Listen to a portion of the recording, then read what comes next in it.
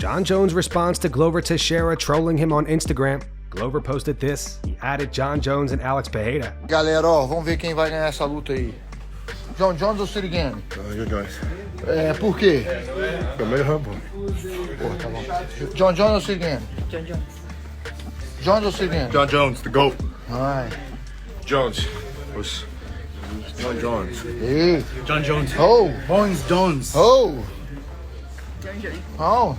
Eu vou no Gane. Ah, é? Caraca! Vai, pega ele aí! Pega ele, que na onde? Vai, ó. Jon Jones.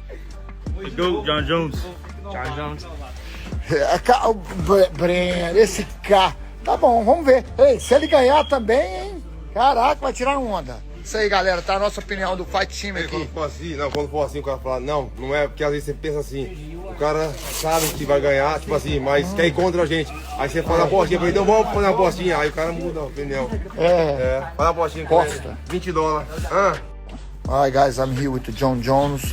Jon Jones, what do you think? How you feel for this fight tomorrow? I feel great. You know, I've been removed 3 years, but I've been training this whole time, getting my body prepared for heavyweight. Now we're there. You know, Cyryl's a great competitor, but Jon reposted that video to his Instagram. He wrote, "These fat jokes are going to take me a little while to get used to." Jon followed up with posting this. He wrote, "Good thing it's not a bodybuilding competition. I have the strength and explosiveness of a lion right now. I could focus on leaning out better for my next fight. Most importantly, I'm 250 pounds, still moving like a light heavyweight."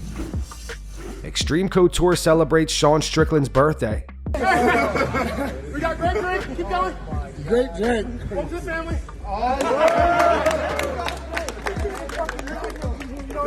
Keep going. I do not want to see Sean drink that. Two rags. Put it on. Put it on.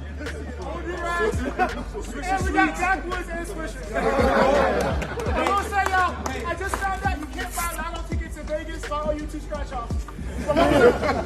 Happy birthday, brother. Home for your family. Happy birthday, Sean. Hey, look, you gotta make sure to keep the lines out of there. Upside down like this. This is what Black History Month is about. We're coming together. Look at this. Woo! About to have waves. Sweet low. Wavy What What if this was white? You guys would be calling him.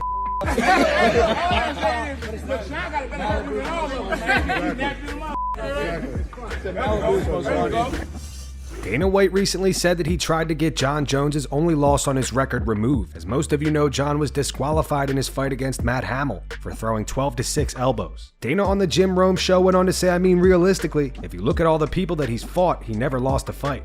It kills me that one loss on his record, 26-1. You have to understand for the people that don't know. This was during a time when the Nevada State Athletic Commission was very weak, and there was a referee in there that stopped the fight and called Jones the loser in that fight. By the way, the referee was Steve Mazzagatti. Dana continued a fight he was dominating and should have been finished. Instead of disqualifying Jones, they should have stopped the fight. Jones really should be 27-0. Michael Bisping and Anthony Smith on the Believe You Me podcast react to Tommy Fury defeating Jake Paul. They discuss how well Tommy Fury handled the pressure. Jake Paul gave him that offer. He doubled down and said all or nothing. So the purse for Jake Paul was $25 million. Tommy Fury was getting $7 million. I mean, this is absolutely insane Crazy money for beginner boxers like this. But it just shows the power of Jake Paul, if we're being honest. You know, he said, listen, all or nothing, right? If you win, you get 14. If you lose, you get nothing. And Tommy hesitated because you would.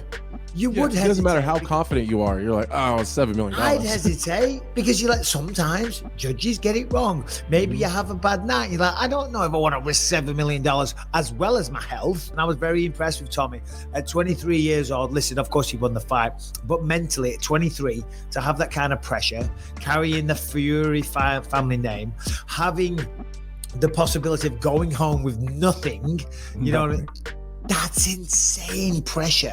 And he walked out there in front of that huge arena, smiling, seemingly careless, and it ultimately was the better fighter. But the pre-fight anxiety, the nerves, whatever you want to call it, the pressure, he dealt with that like a seasoned pro. Well, I think that Jake Paul has that effect where I think he can really change the course of a fight just by his his aura, you know, like I think Anderson Silva had the Anderson Silva effect, the Jon Jones effect, the George St. Pierre, you know what I mean? I think they all had it, and I think he has that a little bit. It's just he's just such a different creature in this sport, and you could tell that Tommy was feeling it a little bit, you know what I mean? But in terms of boxing, I thought, in terms of the excitement of the competition, I thought it was great, especially in the later rounds. I thought they really picked it up. It was an exciting fight. It had me glued to my TV. It was riveting.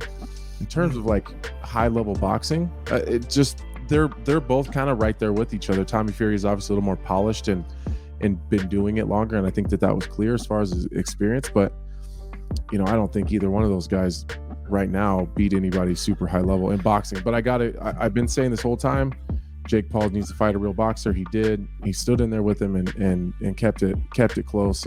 At some point, I got to give him his due a little bit. Fought the right opponent in the right stage under the right circumstances. I have to give him his due for that. Stephen Wonderboy Thompson posts footage of him assisting Conor McGregor coach his team on The Ultimate Fighter. In the caption, Wonderboy wrote, "Gotta be honest, the neck was a little sore after this. Hashtag Wonderboy and the Mac. Hashtag dialed in." Boom, boy, make a miss. Boom, make a miss. One. I want to get into the habit of shooting after every time you roll. Boom, boom, boom, boom, boom, boom. Look where my hand is. That's a shield. Boom, boom, boom. Do that a minute each, essentially, and then we'll swap it to the legal. Speaking of Conor McGregor, yesterday Charles Oliveira said that he thinks Michael Chandler will knock Conor out, which prompted Conor to go on a small Twitter rant. He started off with Charles Oliveira, shut your pie hole. He followed up with a Brazilian flag and wrote 2-0. And then he said actually 3-0 because RDA shit a brick. Charles responded with this video. He wrote, "Can't keep a simple tweet. You deleted Conor. Chandler will mop you." Chael Sonnen believes Jon Jones is injured. In both UFC embeddeds released so far for UFC 285, Jon has been swimming. Chael tweeted, "Watch the 2 embeddeds that are out. His bones and joints are weak. Both episodes he is in the pool. Pool workouts are for injured and low impact. He is in recovery mode." Now there's also speculation that Ciryl Gane is injured. This photo has been going around Twitter. As you can see, Gane's hand appears to be very swollen. This is the same hand that he broke during the fight with Tai Tuivasa. At the moment we cannot confirm anything, but be sure to subscribe to Full Mount MMA. Any updates on Jon or Ciryl, we'll be sure to post about it. And that's going to wrap it up for the news. Thanks for watching. If you enjoyed the video, be sure to subscribe to Full Mount MMA and click the bell icon to be notified when we post future ones. Here are the 3 top comments from last video.